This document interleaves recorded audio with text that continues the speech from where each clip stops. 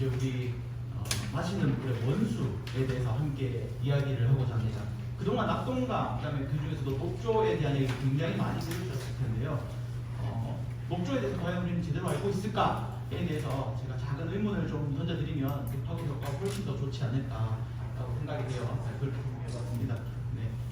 가장 쉽게 이해하는 게 더 중요하지 않을까. 진짜 녹조가 무엇인가에 대해서 한번 알고 가는 자리가 되면 좋지 않을까라고 생각하고 발표 자료를 준비했습니다. 지금 보시는 사진은요, 미국 톨리도시의 도시 7월달에 강을 흐르고 이쪽에 호가 있는데 흐르는 장면에 녹조가 이렇게 쭉 끼고 있는 장면입니다. 6월 5일은 세계 환경의 날입니다. 그죠? 6월달을 환경의 달이라고도 많이 이야기를 하는데요.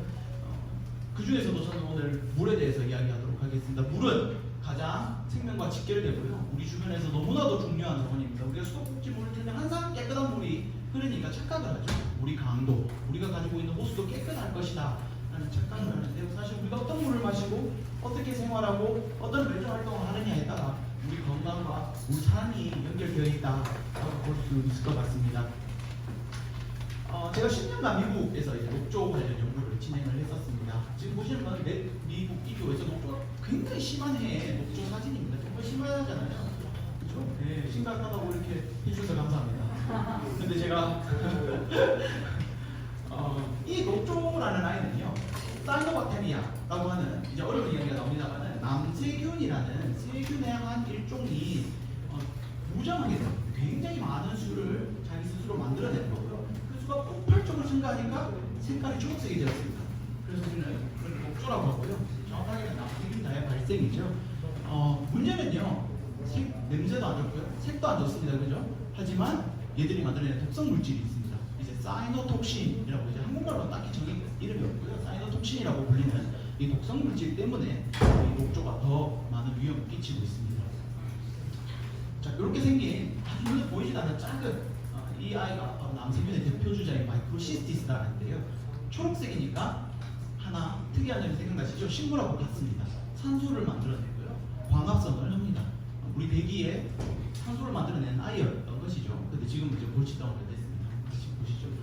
제가 작년에 부임을 했습니다. 앞서 봤던 네이키를 보고 심각하다라고 해주셨는데요. 우리나라 관광호수는 어떤지 여기 계신 몇몇 분들이 제 손을 이끌고 강으로 데리고 가주셨습니다. 물에 들어갔다 괜히 후회했습니다. 너무 안 좋아서요. 미국만큼 아니면 오히려 그보다 더 심한 것도 많이 있다는 것을 봤었고요. 초록색 강물이 당연한 색은 절대 아닙니다. 여러분 강색 칠하실 때 무슨 색깔 칠하시나요? 파란색입니다. 맞죠? 이걸 보고 정상이라고 느끼면 이상한 겁니다. 그죠? 여기에 너무 익숙해졌던 거예요. 10년간 매스컴에서 그렇게 떠들었는데 아무렇지도 않게 우리는 넘기는 이 문제가 결코 간단히 볼 문제는 아니다라는 겁니다. 제가 미국에 있을 동안 이제 녹조에 대해서 조사를 했었는데요. 한강을 제외하면 계속 녹조가 지속하게 증가하고 있고요. 전 세계적으로 비슷한 패턴을 보이고 있긴 합니다. 녹조는요, 앞서 얘기했듯이 자연 환경에 있는 미생물입니다. 자체로만 있었으면 괜찮은데요.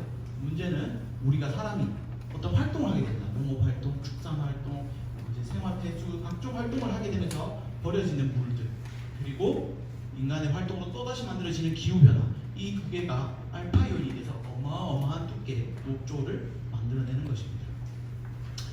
전 세계에 있는 강들의 주요 강들이고요. 보시면요, 우리나라만의 문제는 아니다 라는 걸 쉽게 알 수 있습니다. 미국의 1위 호는 5대5 중 하나고요. 우리나라 4분의 1 크기 정도 됩니다. 녹색물로 가득했었죠. 영국, 프랑스, 일본, 브라질 각 나라에서마다 다 이런 녹조 문제는 굉장히 심각했었고요. 여기에 해결을 하기 위해서 많은 과학자들이 정말 많은 연구를 하고 정부에서도 노력을 많이 하고 있습니다. 녹조는요, 한 번 만들어지면 악순환입니다. 처음에 녹조가 얇은 층으로 만들어지게 되면요, 햇빛을 흡수합니다. 광합성 생균이라고 했잖아요. 열을 흡수하게 되고요. 그 열을 물의 온도를 올리게 되면요, 물의 온도가 올라간 상태가 녹조들이 가장 좋아하는 상태니까 다시 더 많은 수를 만들어야 됩니다.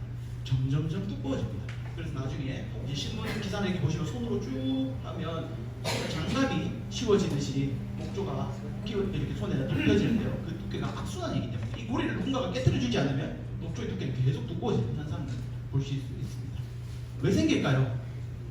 앞서 이야기 드렸습니다. 사람입니다. 그죠? 사람이 만들어내는 수많은 폐수들, 농업 활동, 축산 활동, 생활 횟수, 공업 횟수 거기에 우리가 그냥 아무렇지도 않게 버리는 것들이 다 강에 결국에는 모이게 됩니다. 토양으로부터 비가 와서 쓸려서 내려올 수 있고요. 우리가 사람이 살아가면서 아무렇지 않게 버렸던 것들이 결국에는 강에 모이게 되고요. 수계의 변화가 녹조를 이렇게 만들어냅니다. 녹조가 얼만큼 안 좋으냐? 우리 생물의 다양성이라고 하죠. 생물의 다양성이 많으면 좋습니다. 그죠? 강에는 다양한 물고기들과 가재들, 조개들이 함께 살아가야 하는데요. 구영양화, 물의 영양화가 너무 점점 심해질수록 그 개체군들이 줄어드는 걸 보실 수 있고요. 녹조가 발생하는 이 구영양화 단계, 그리고 굉장히 두꺼워진 이 단계를 보면요, 아무 생물이 없습니다. 그죠? 강에 우리가 지금 이렇게 만들고 있는 단계입니다. 녹조는 앞서 얘기했던 구영양화 그중에 질소와 인이라는 이 두 가지 요소고요. 기후변화, CO2 상승, pH, 온도, 그다음에 강수량, 연류 이런 게 있습니다. 흔히 비가 오면 녹조가 사라지잖아 라고 많이 이야기를 하시는데요. 비가 오면요, 토양에 인근 주변에 있는 토양들이 다 강으로 들어오게 됩니다. 어마어마한 영양분들이 강에 들어오게 되고요. 녹조가 그때만 기다리고 있다가 더워지는 날씨와 함께 두꺼운 층을 만들게 됩니다. 그리고 저에게 가장 많이 물어보신 수계 변화입니다. 그죠? 유속부터 시작해서 많은 걸 물어보시는데요. 한 가지 사실, 과학적인 사실만 얘기해 드리면요. 유속이 느려지면 녹조는 더 잘 생깁니다. 그건 이제 전 세계적인 연구 결과이고요. 거기에 대해서는 제가 뭐 어떻게 다른 말을 할 수 없을 것 같습니다. 녹조는 왜 위험할까요? 그냥 색깔만 변했으면 제가 그냥 이 자리에 서지도 않았을 것 같습니다. 그죠? 녹조는요, 지금 보시는 이런 독성 물질들을 만듭니다. 마이크로시티스, 아나톡신, 삭스톡신, 실란드로포모신 이런 독성들을 만드는데요. 그 중에서도 가장 흔히 볼 수 있는 마이크로시스틴이라는 간 독성 물질이 주요 독성 물질이고요. 그 밖에도 미국에서는 아나톡신이나 삭스톡신처럼 신경계 독성, 파킨슨병을 일으킬 수도 있다라고 했고, 분용 독성으로 있는 삭스톡신 같은 경우도 환경에서 발견되기도 합니다.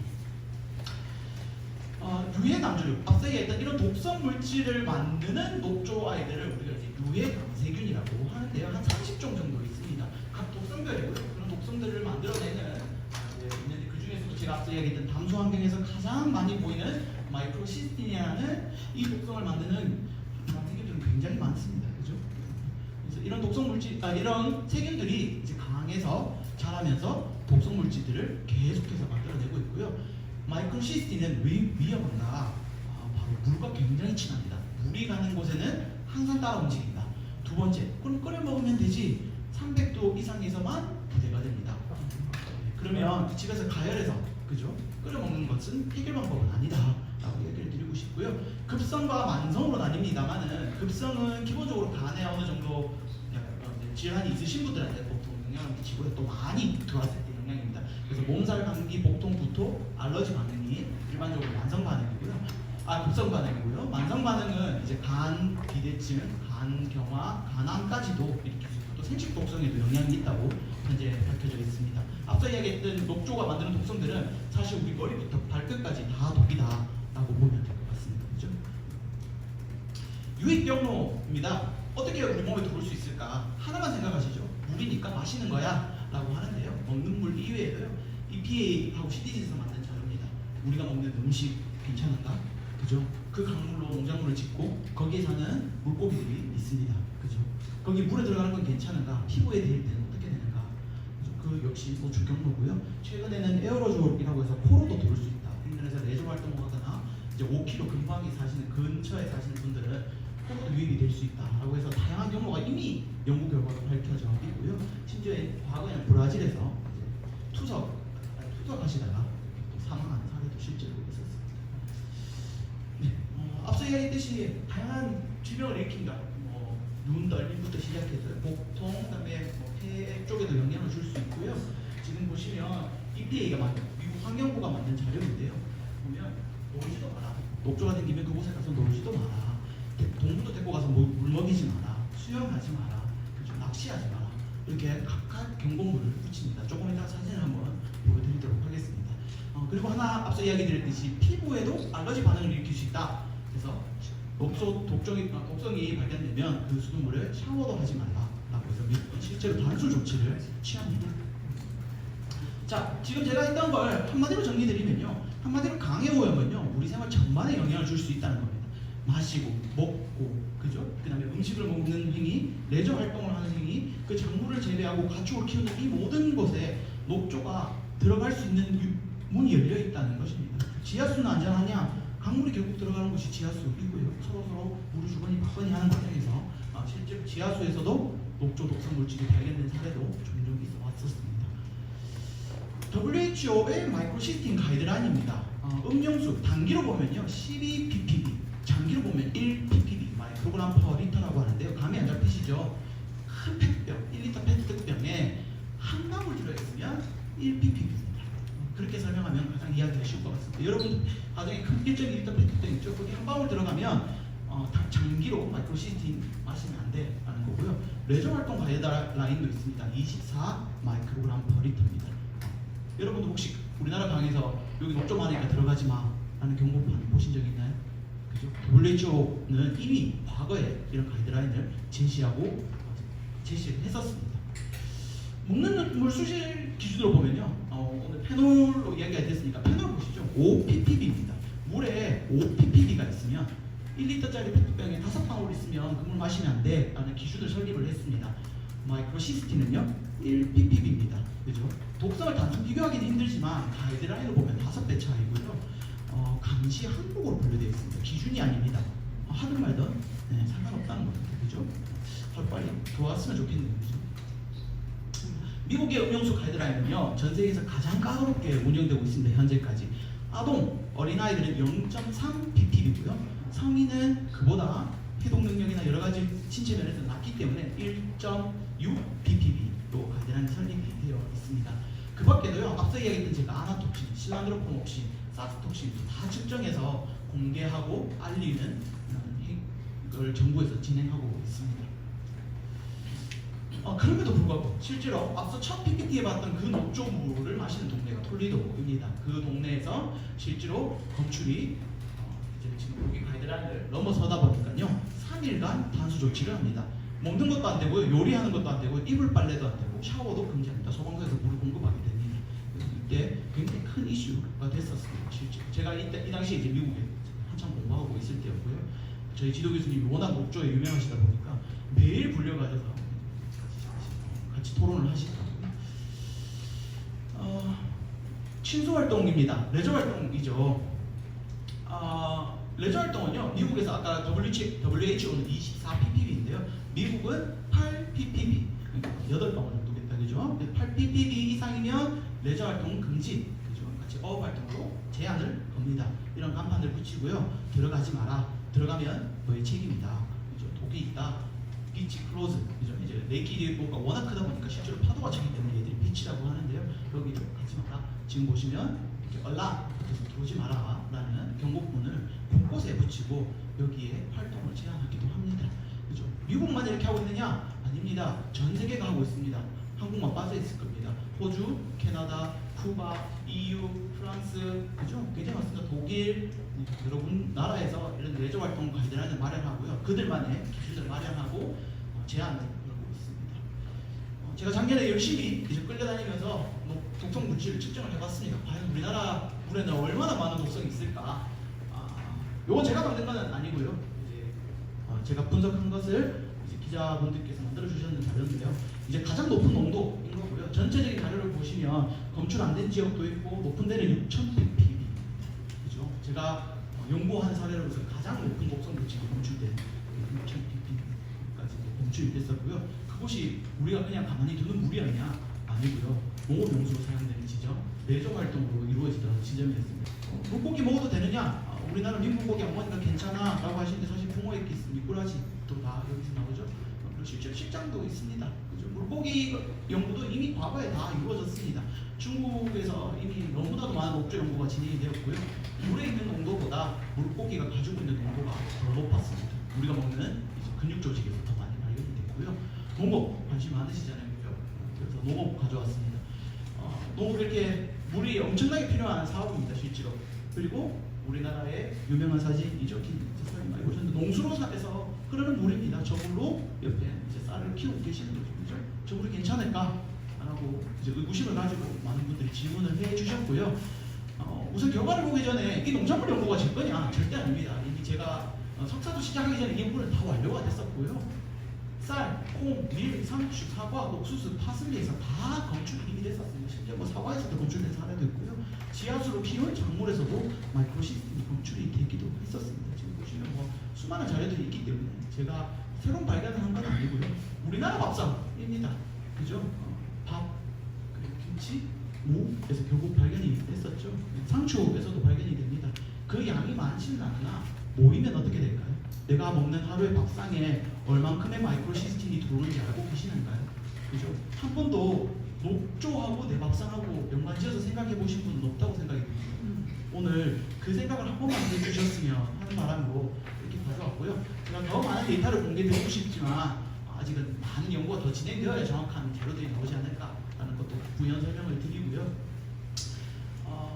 미국 났습니다. 미국은요, 개를 가족으로 생각했어요. 이제 애완견에 대한 가이드라인도 따로 마련이 되어 있습니다. 왜냐하면 해마다 이 녹조물에 들어가서 사망하는 사례들이 계속 보고가 되고 있기 때문이죠.